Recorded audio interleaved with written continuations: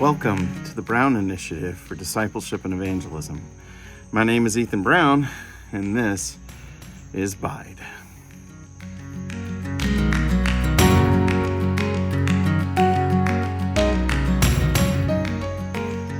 If you've been following this podcast, then you know that part of the reason I'm producing it is because I'm a partnership program student at Gordon-Conwell Theological Seminary, where I'm in the Doctor of Ministry program studying outreach and discipleship.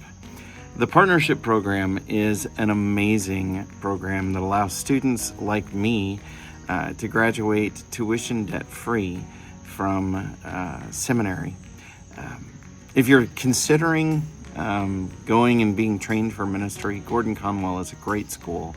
And if you're eligible, you should look into the partnership program. It really is an amazing program. It's very remarkable. If you'd like to learn more about the program, or if you'd like to join with me and help me out in my pursuit of knowledge and skills to help the kingdom of God, I'll leave a link for the partnership program in the description below. And if you'd like to support me, I'll leave a link for that as well.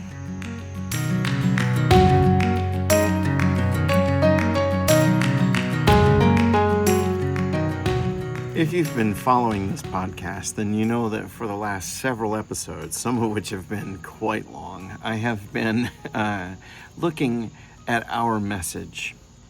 If we're going to be evangelists, then we need to be announcing a gospel. Well, what is our gospel? What is it that we ought to be announcing to the world? And I've been offering kind of a corrective message in these episodes, because if you look at what we've been doing, an awful lot of what we're doing assumes that everybody knows that they're sinners, that they are in need of salvation, and we come with an offer of salvation. What we're doing is we're looking at our religion and saying, okay, well, what are the benefits of this religion? If I want to convince somebody to join with me in what I'm doing, then I need to tell them why it's a good thing. So let me just kind of operate as a salesman and put all the good stuff of Christianity in front of somebody, and maybe they'll decide they want to do it. I don't think that we ought to downplay the benefits of Christianity. I just don't think that that's evangelism.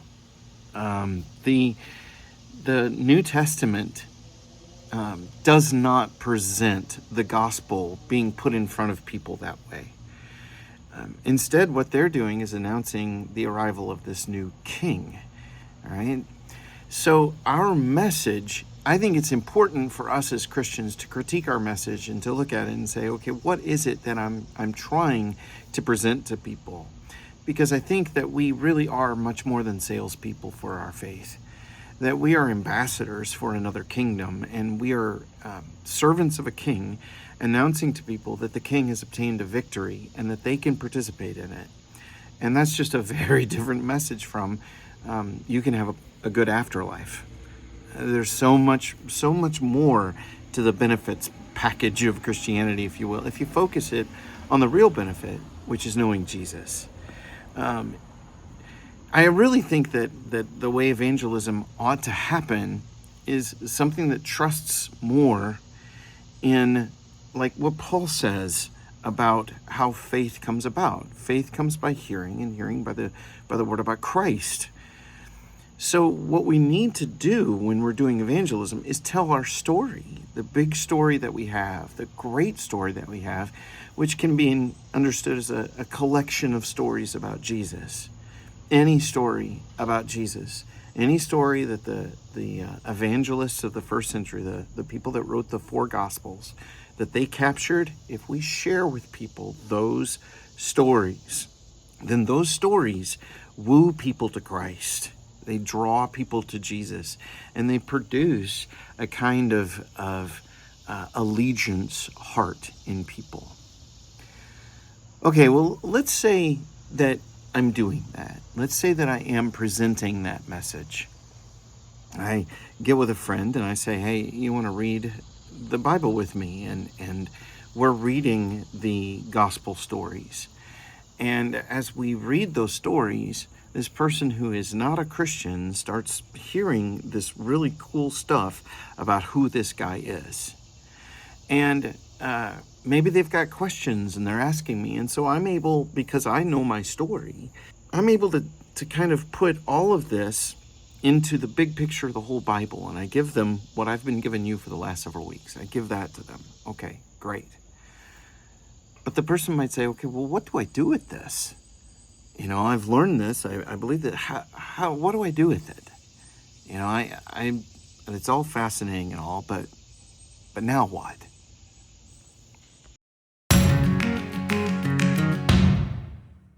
Kind of related to that, I want to tell you a story about something that happened to me during my coursework. Dr.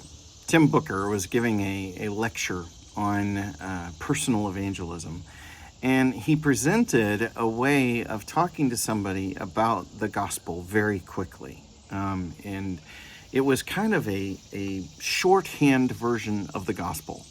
If you understand shorthand is like notes that you could take.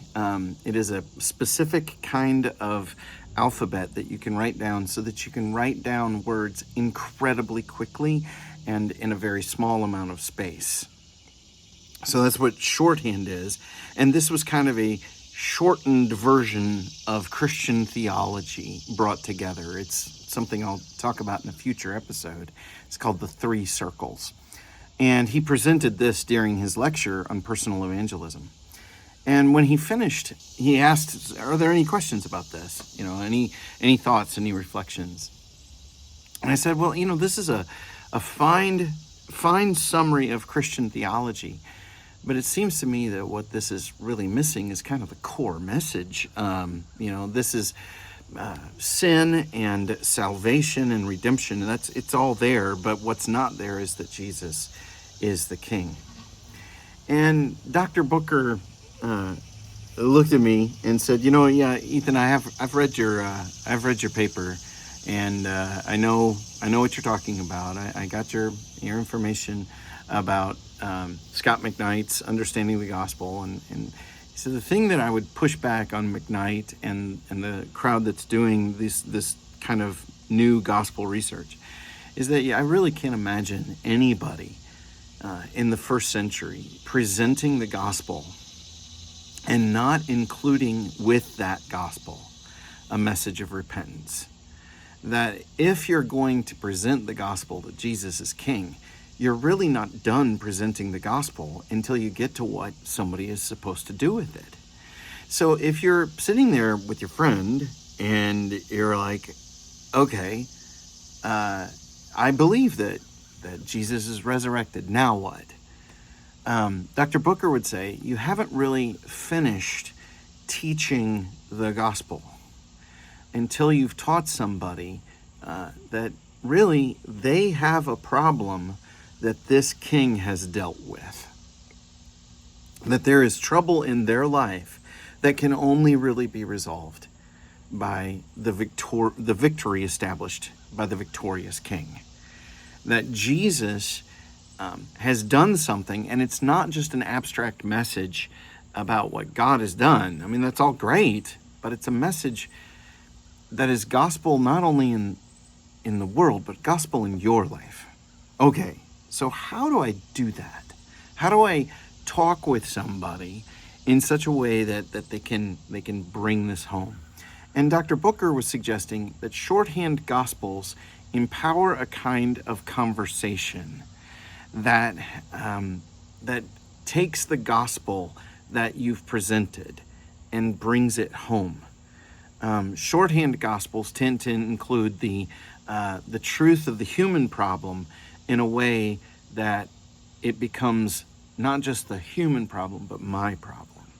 And then it presents the solution that God has presented to the human problem in a way that I can say, well, is that solution available for me?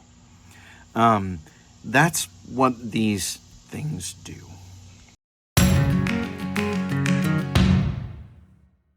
In the next several episodes of BIDE, I want to present these to you because I do think they are useful tools. I'm working on coming up with one of my own. I don't know that I'll have it finished this year. I don't know. But I'm dissatisfied in a way with the absence of Jesus, the glorious King, in most of these shorthand gospels. So I want to work up one of these myself. I don't know, maybe that's hubris, but I do want to present several of these to you that I think are really pretty strong. There's one that you can actually read a book that shows you kind of the use of a shorthand gospel. It develops it through the book and shows it to you, and it shows you both someone receiving that they're learning it from a professor, and then they are also sharing that with someone who has, they have some knowledge of Christianity, but they are really jaded towards Christianity. So it's this story, and it's a story of presenting the story. That book is called True Story, A Christianity Worth Believing In, and it is by James Chong. And I'll have a whole video where I unpack that one. So, and it's got 4 circles. All of these have diagrams that you can actually draw and talk someone through kind of the theological import of the gospel through a series of diagrams. Well, the 4 circles is James Chong's. The one that Timothy Booker presented in his lecture on personal evangelism was even simpler than that, because it's just 3 circles. And I'll present Timothy's. I don't think he came up with it, but I don't think he would want to claim it. But it's a very good kind of 4 states, or rather 3 states of human life that this 3 circles can unpack with you. And then there's one that has a series of arrows and drawings. It's 3 arrows across in a cave. I'll present that one to you. And then there's a really good one called 2 Ways to Live, which involves 6 diagrams that have crowns, and at least it has a crown. It's got a ruling thing in it. I kind of like that one. But I'll present those, and then if I can get mine together, well, we'll see. But I think these are useful, and that's what's coming in the next 4 episodes. I've got just a few observations about this whole concept before I present any of them to you that I want to kind of establish as kind of what I think of as important guidelines for using these things. The first is to remember that a shorthand gospel is not the gospel. I think part of the reason that I needed to do 9 episodes of this, that I felt the need to do that, is because that mistake has largely happened in an awful lot of evangelical Christianity. That we have taken our message, our means of sharing the gospel, and made it synonymous with the gospel in a way that is not biblical. If you look at the Bible message, the things that they call gospels and the things that we are doing, they are not the same. And it is very easy, especially if you are one with one of these things, if you're one for Christ through one of these, then that will very easily become your understanding of the whole message. I think these things are very useful if you know the message, and very dangerous if you think they are the message. Because what you win people with is what you win them to. And the shorthand gospel presented as part of a bigger relationship, a bigger conversation, makes it clear that this is not the message. This is just a condensed way of understanding the message. That's really useful. A shorthand gospel that is that becomes the gospel, well, that's another gospel. Seems like there's a warning in Galatians about that. Another thing that I would say about this is that, like any tool, in the hands of somebody who knows what they're doing, these tools are very useful. But you got to know how to use them. In the hands of somebody who don't, know how to use them, they can be pretty dangerous. I had a tree fall in my backyard, and I've got a chainsaw, and I am cutting up that big old tree. It's an enormous tree. It's like this big around. I mean, it's huge. It's hard to step over it to get to the point where I can cut it. And I'll be honest with you, I have a lot of respect for a chainsaw. Before I started using that device, I spent some time studying it and learning, okay, I know it can kick back on me. So what would it take to make it do that? And, I learned that if you put the tip of the chainsaw in, you're in real danger of it hitting hardwood and throwing back on you, that the direction of the chain is wanting to come back. If a chainsaw kicks back on you, you can cut into yourself very easily. You can also cut into yourself very easily if you put any part of your body in front of the chainsaw. So if you put a leg up on what you're cutting, you're putting your leg into the field of danger where you can, remove, say, one of your toes or maybe everything below your knee. And you can bleed out and die. It's a dangerous thing in the hands of somebody that doesn't know what they're doing with it. I'm not claiming to be an expert, and I don't know that I'm not in danger, but I'm respecting this thing when I pick it up. I will suggest to you that when you pick up a shorthand gospel, you need to approach it kind of the same way. Keep in mind what it is you're dealing with, because the reductive nature of this thing can reduce Christianity very easily to kind of a sales pitch where you go to heaven when you die.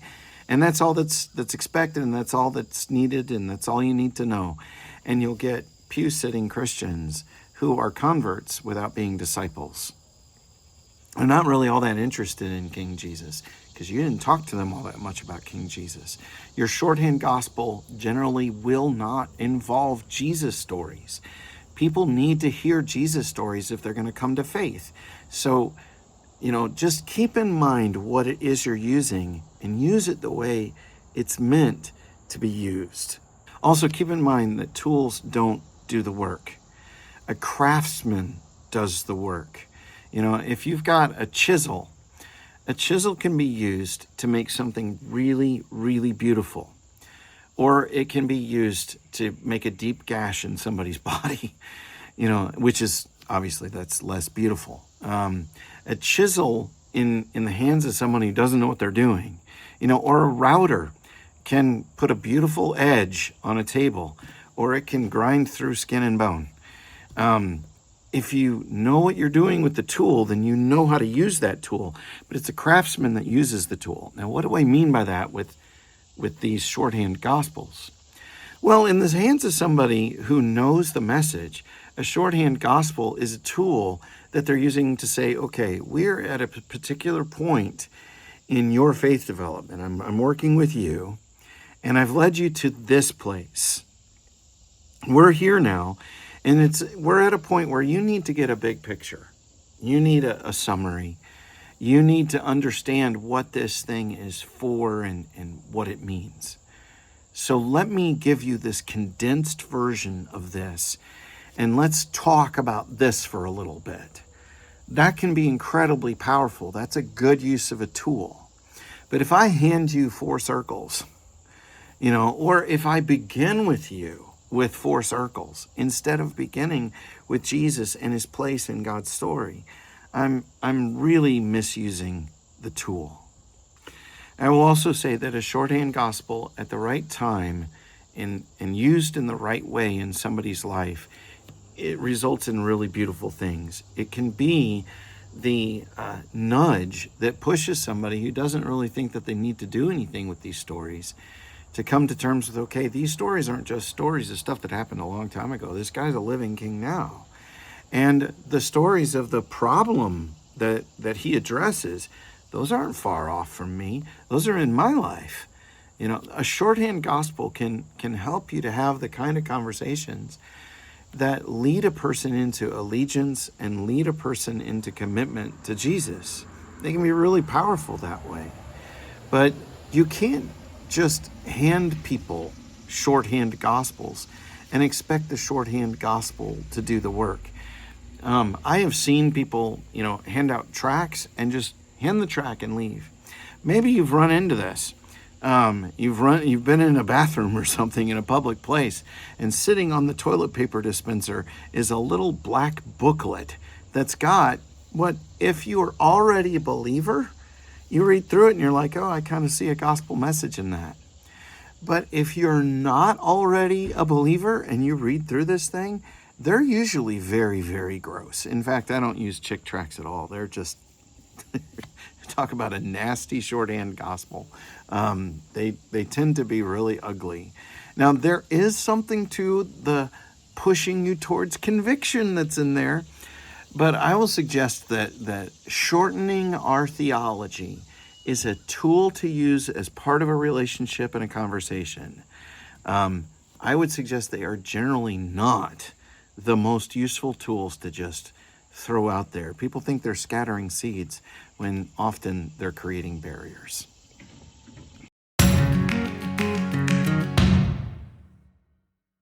As I'm wrapping up, I will go ahead and share with you one of the things that really bothers me about just about all shorthand gospels, and that is that the theology of them tends to be very surface level. It tends to be very, very shallow. And that really bugged me. But again, message from Timothy Booker. I go to school for a reason, right? Sometimes I got to learn stuff. I was talking to Timothy about this, to Dr. Booker, and I was saying to him, that the reductive nature of these and the shallowness of the theology of these really bothers me. They tend to be just, infantile. And Dr. Booker was like, well, yeah, but they're used with newborns, right? And the weight of that moment, it's difficult for me to over stress this. It was a thing that I found very humbling. He went on to point out that he's basically saying, how much advanced theology did you know when you first became a Christian? When you were first converted, you were probably converted by stuff that if you look back at it now, you're like, oh, it's so childish, I don't like it. But that's okay. If you actually are won to Christ by something that is, in fact, very shallow, it might be because you were, at that moment in your life, at a very shallow place. And meeting somebody at a place where they are and giving them something that they can grasp, that they can understand, helping them to come to terms with the idea that, yeah, you know what? This is a decision that you do have to make. This is something that you do need to work with.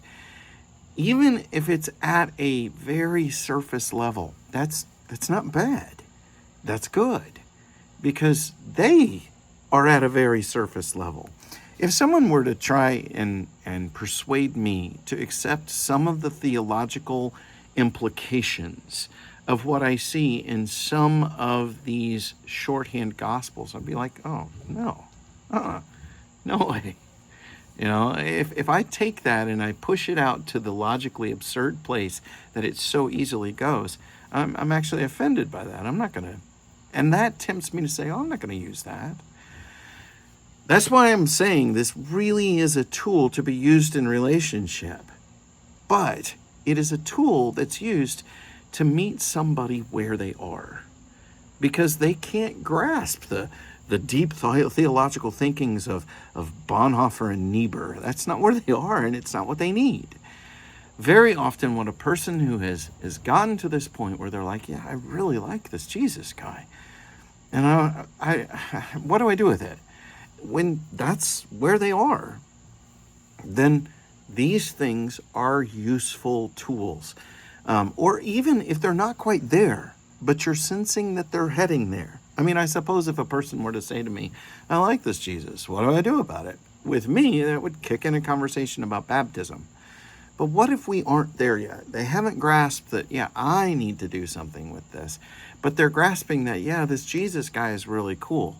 This tool can be really useful as a bridge that gets me from here to here and gets me to where I can have the conversation of, this is something you need to do business with.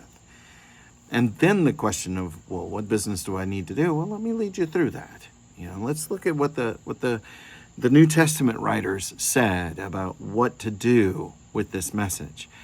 But these things are that ripe moment when that person is ready to receive the push. They're starting to ask questions about their own life. This is very high level, very shallow theology that looks at the Bible as a whole and says, well, here's what you do with that. Now, with all of the warnings and caveats and so forth that I've given in this video, you may get the feeling that I don't like these.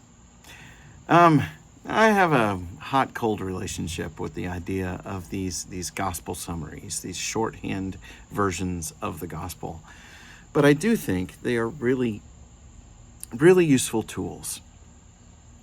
I think there comes a moment in the relationship when you do sometimes need to kind of offer a little bit of gentle, loving pressure, where you say, okay, this really is something that is not just an idea that is abstract and wonderful, but is something that you and I need to do business with. And these things are useful for that moment in the relationship, when you can see that the person is really, they're there. They're at a point where they're like, okay, I'm feeling the warmth of this, but I'm just not real sure. Well, a shorthand version of this, of the gospel, helps them to come to terms with, wait a minute, this is revealing a problem that's in human nature, and I have it too. And this story really is bringing about resolution to that problem. Maybe I ought to make a commitment here. All of this is assuming that you're going to use these things in a friendship. Who knows, you might in a wild evangelism moment, when you're out in the wilds picking the wild blueberries. If you don't know what I'm talking about, that's like episode 3. Go back and have a look at that. But this might be useful on a train or a plane, or sitting in a bank, I don't know, where you just happen to strike up a conversation with somebody. This might be a useful tool to put into somebody's hands. I don't know. But my assumption is that for the most part, these things are used at a particular point in a particular time in a relationship where the full message is known by you, and you're using it to say, okay, well, let me give you a high-level overview, and let me give you what you need to do with this. All of that assumes that you are in a place of love towards these people that don't yet know Christ, and you're looking for a way to share that with them. Well, that's what these really are for, and that's really what we're for. The big mission of life is leading people out of darkness and into light, out of sin and into holiness, out of brokenness and into wholeness. And that's what God is doing in our lives and wants to do in the lives of everybody. Because God so loved the world that he sent Jesus. And Jesus sent us for the honor of Christ and for the life of the world.